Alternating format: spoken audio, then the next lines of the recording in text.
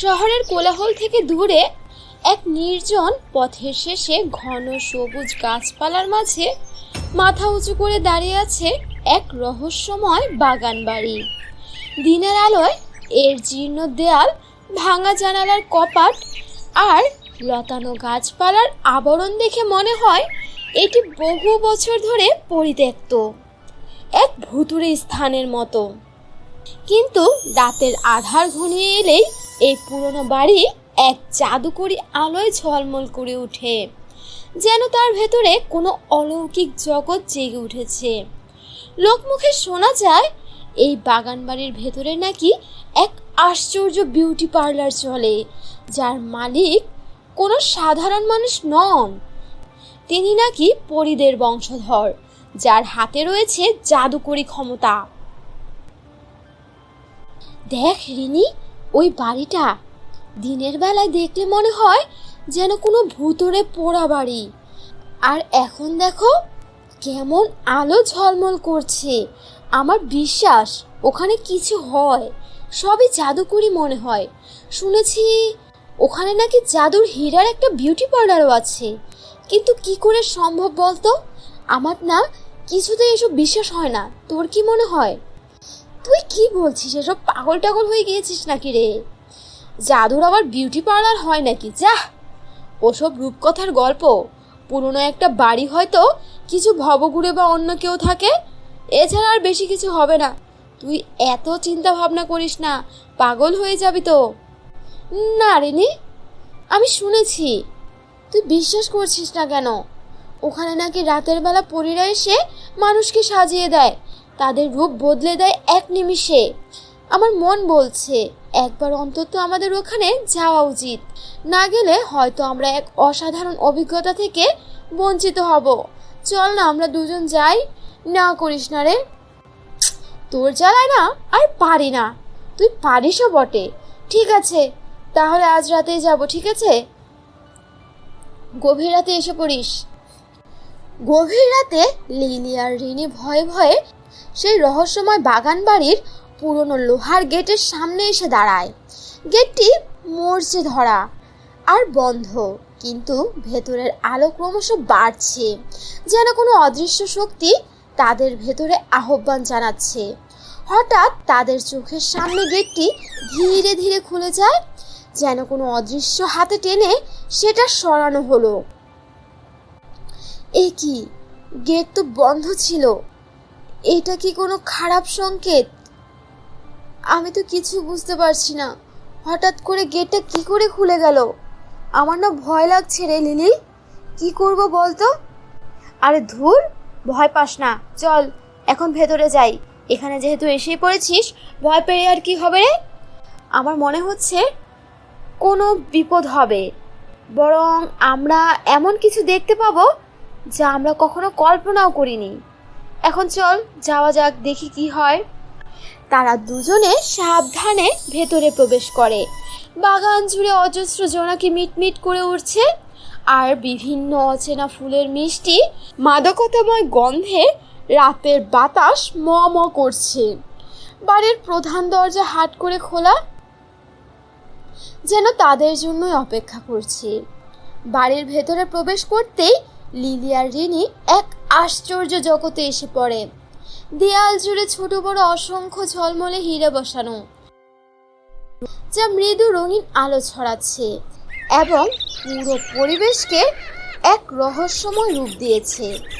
বাতাসে ভেসে বেড়াচ্ছে হালকা মিষ্টি সুর, যেন কোনো অদৃশ্য বাঁশির করুণ ধ্বনি।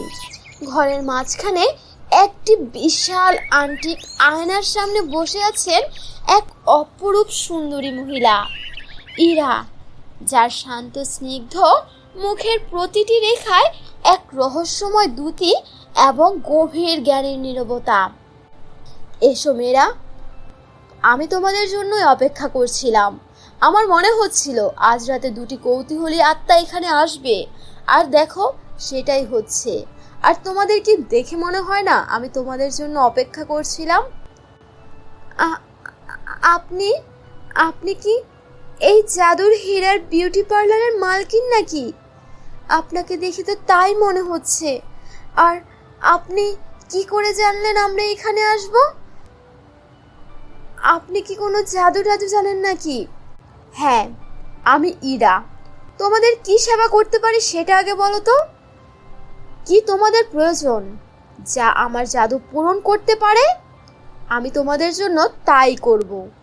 আমি পারি না এমন কিছু আজ পর্যন্ত হয়নি, তাই তোমরা তোমাদের ইচ্ছে আমাকে প্রকাশ করতে পারো।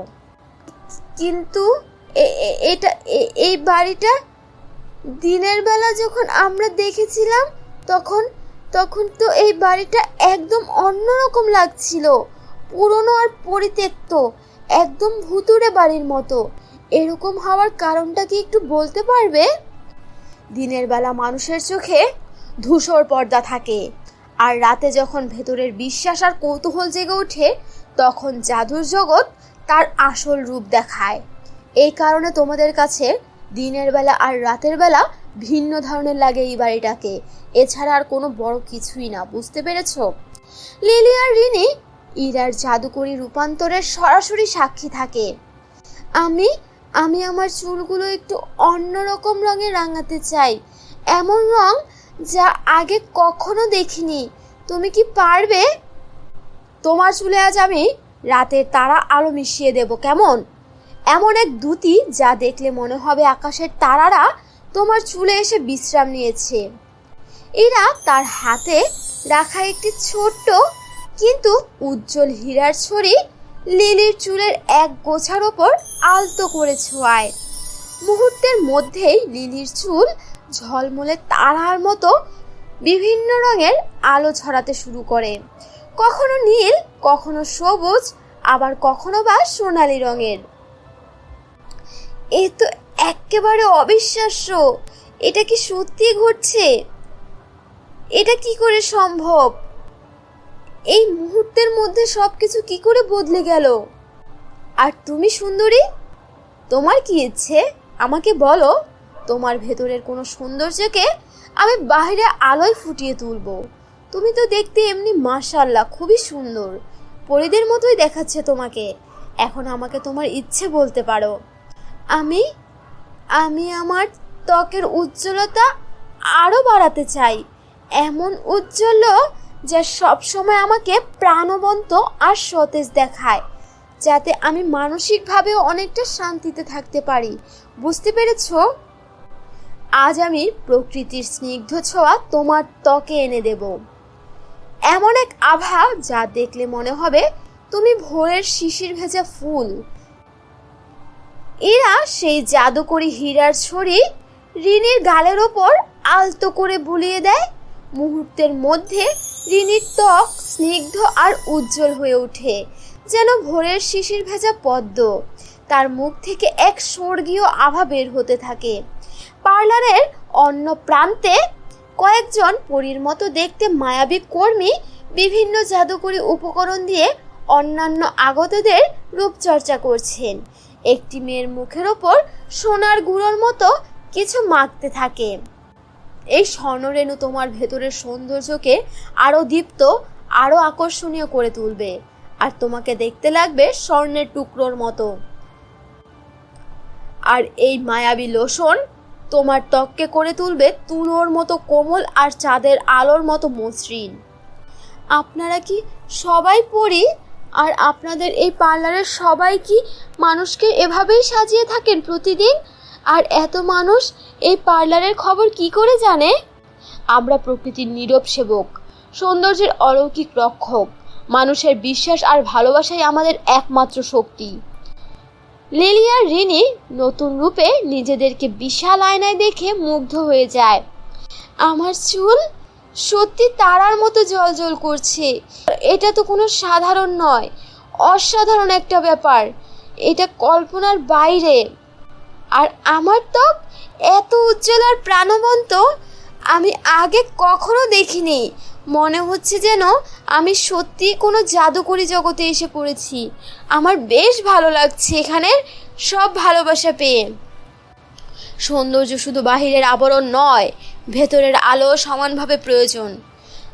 আমাদের জাদু শুধু তোমাদের বাইরের রূপ বদলায় না, এটি তোমাদের মনের আত্মবিশ্বাস আর অনাবিল আনন্দও জাগিয়ে তোলে। পার্লারের বাইরে পূর্বের আকাশে ভোরের আলো ফুটতে শুরু করে। পার্লারের ভেতরের জাদুকরী আলো ধীরে ধীরে মিলিয়ে যাচ্ছে, যেন রাতের স্বপ্ন দিনের আলোয় ফিকে হয়ে যাচ্ছে। এখন কি আমরা যেতে পারি? দিনের আলোয় তো প্রায় ফুটে গেল। অবশ্যই তোমরা যেতে পারো, কিন্তু মনে রেখো, এই অলৌকিক সৌন্দর্য ধরে রাখতে হলে তোমাদের মনকেও সবসময় সুন্দর আর পবিত্র রাখতে হবে। আমরা আপনার কথা সব সময় মনে রাখবো ইরা। এই অভিজ্ঞতার জন্য আপনাকে অসংখ্য ধন্যবাদ। আমরা তবে এখন আসি, ভালো থাকবেন। তো বন্ধুরা, কেমন লাগলো তোমাদের আজকের এই গল্পটি যদি ভালো লেগে থাকে আমাদের চ্যানেলটিকে সাবস্ক্রাইব করে দিও। আল্লাহ হাফেজ, দেখা হবে নতুন কোনো গল্প নিয়ে।